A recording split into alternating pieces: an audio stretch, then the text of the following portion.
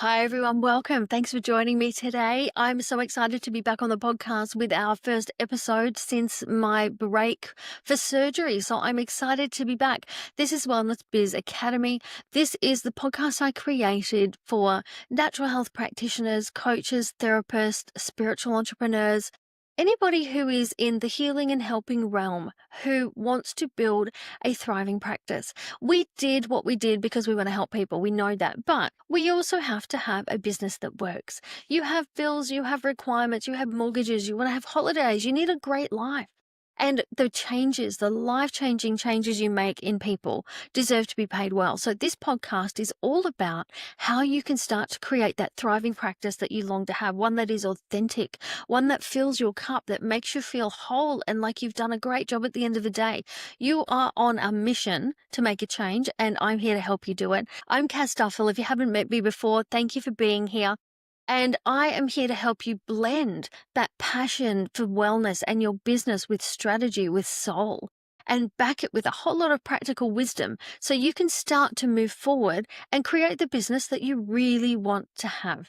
Today, we're talking about something that I think might surprise you. We are going to be talking about why leading with your modalities and your certifications is actually repelling your ideal clients, actually stopping you from getting bookings, and what you should be saying and what you should be leading with instead. So if you've ever wondered why your beautifully crafted bio full of your qualifications and experience isn't converting browsers into bookings, this is the episode for you.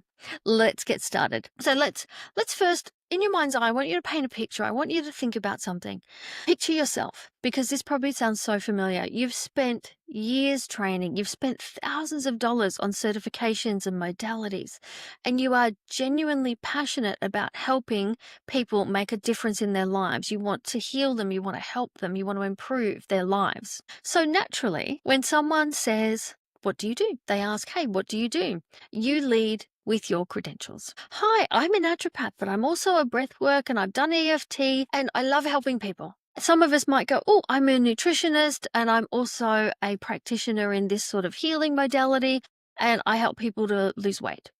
So this can be the way that many of us are introducing ourselves, be it in person or be it online. Okay, think about your bio here on social media platforms. Think about what you say on your about page.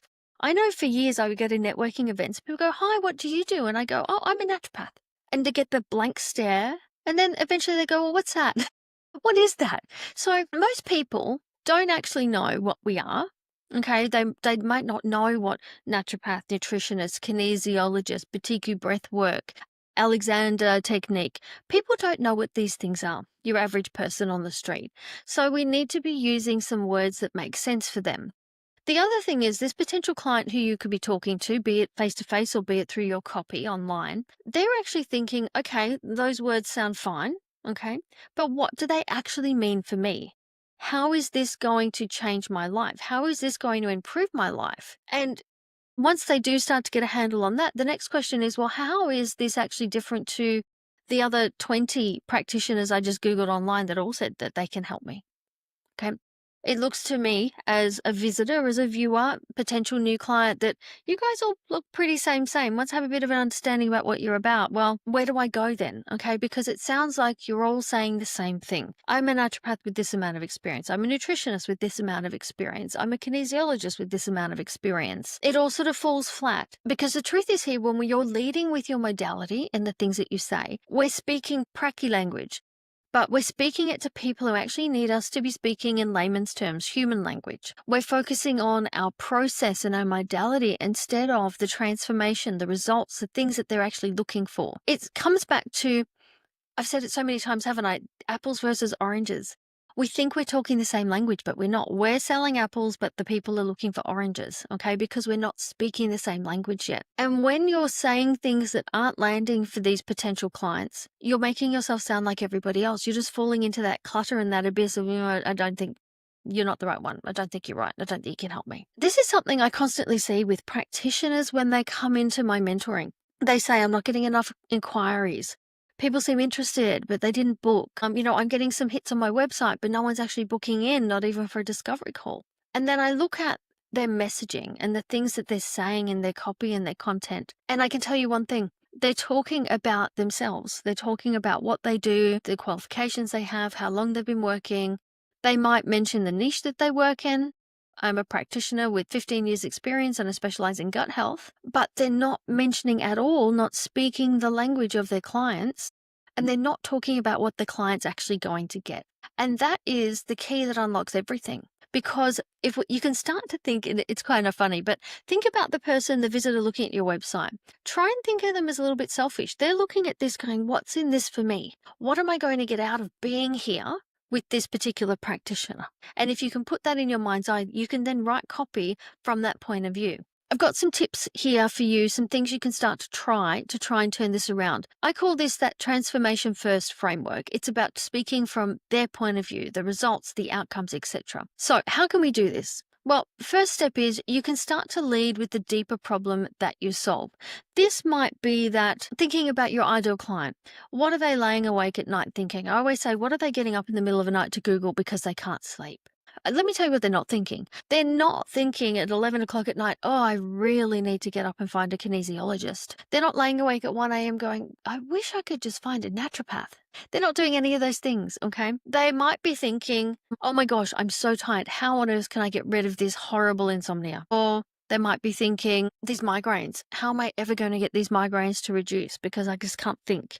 Or they might be thinking to themselves, I wish I could sleep, but every bone in my body is aching. You know, my joints ache, my body aches. They're thinking about their issue. They're not thinking about that next step of who can fix it for them. And, you know, the other thing is too, they're often thinking, oh, I'm scared that my symptoms might be something serious. Yeah, because we've been to the doctors, we've been to the specialists, they've checked us all out, and they say nothing's wrong, but we've still got symptoms. And that's when our brain starts to think, oh my gosh, what's wrong, you know?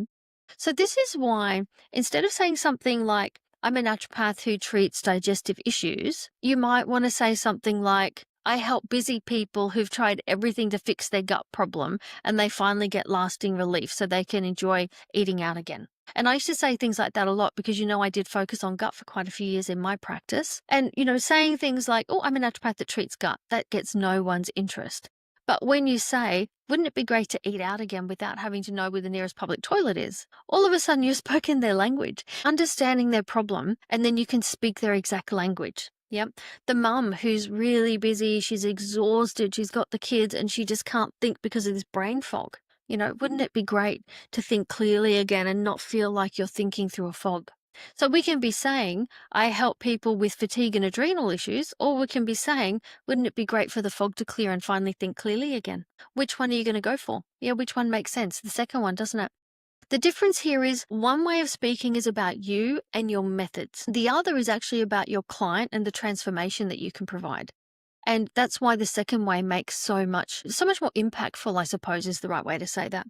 The second component to this is really great if you can add your unique story and your unique approach, in that many of us became practitioners because we had a not well story once and then we got better and then we helped people to do the same. Okay. So this is where some authenticity and your unique edge can start to come in.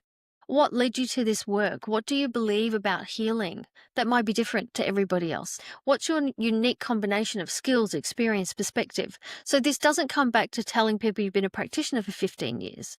But what does that give you? I guarantee you that if you have had a health problem, your experience of uncovering what it is and healing it to get to where you are now is unique to everybody else because we're all different.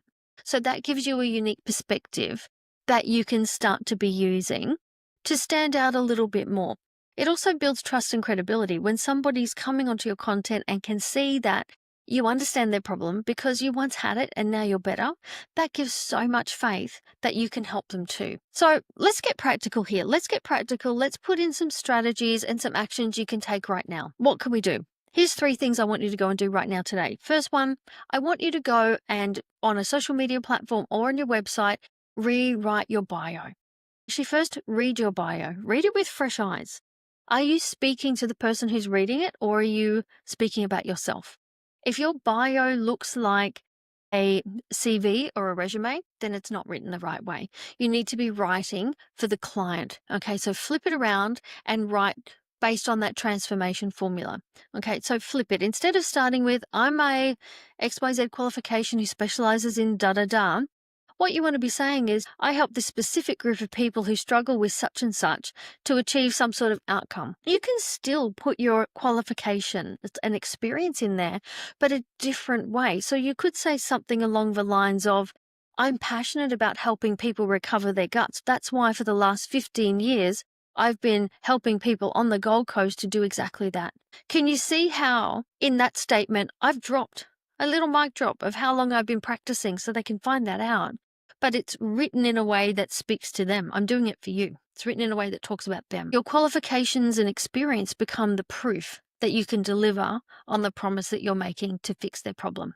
And second step you can go and do today is craft your signature story. Now, you don't have to have a from sick to well story to be a successful practitioner. You don't. You can have a story from passion to practice. Hey, I'm really passionate about that. And that's why I started my business. You can go that way too. So think about what I call your origin story. Write 2 to 3 simple paragraphs and in their language again. Avoid the big techie terms, avoid the medicine type terms. You want to speak in layman's terms and human people language.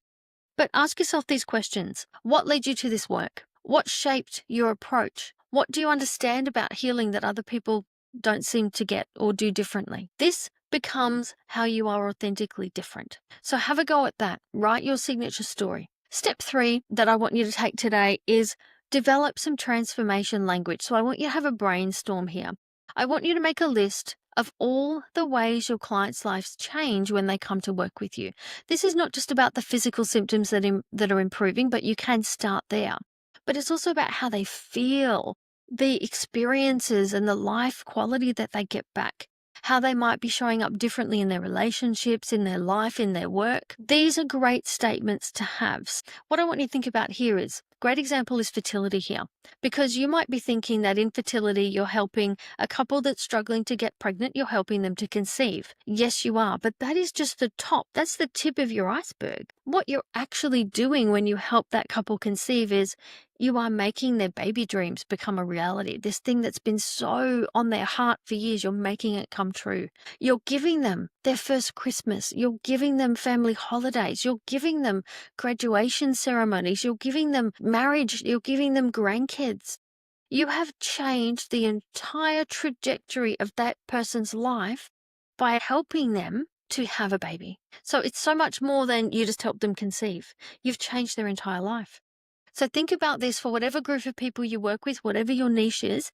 How are you doing that for them? This sort of language then pulls through into everything, into your marketing content, into your discovery calls, into your consultations, into the sales page descriptions, into your program descriptions. Absolutely everything. What I want to leave you with before I wrap up today is, remember, people don't buy an hour of time with a practitioner. They're not buying a modality necessarily. The odd person will go, oh, I've been looking for a naturopath or a nutritionist or whatever. That's great. But 9 times out of 10, they're not. They're buying transformations. They're not scrolling social media thinking, oh, I wish I could just buy an hour of time with a natural health practitioner. They're not. Okay. That's why you've got to talk to why you truly understand their struggle. That's why you've got to show them that you can be the guide that they need to get them from where they are now to where they want to be. And look, just as I wrap up, I just want to point out your certifications, your modalities, they matter. They absolutely do. They give you the skill set that allows you to deliver the transformation. It gives you the credibility. It gives you the credibility that shows you can deliver results. You can do it safely. You can do it effectively.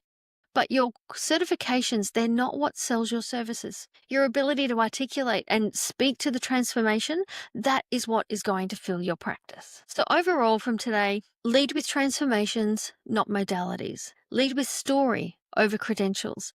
And lead with the complete picture of what's possible for your clients. Don't leave it to them to work it out. Tell them what's possible. So friends, I hope you enjoyed the content in this episode. Go and take those 3 actions right now today before you forget. Write your notes on those and go and activate them. If you loved this episode, I would love for you to drop a review or send me an email, hello@cassduffill.com.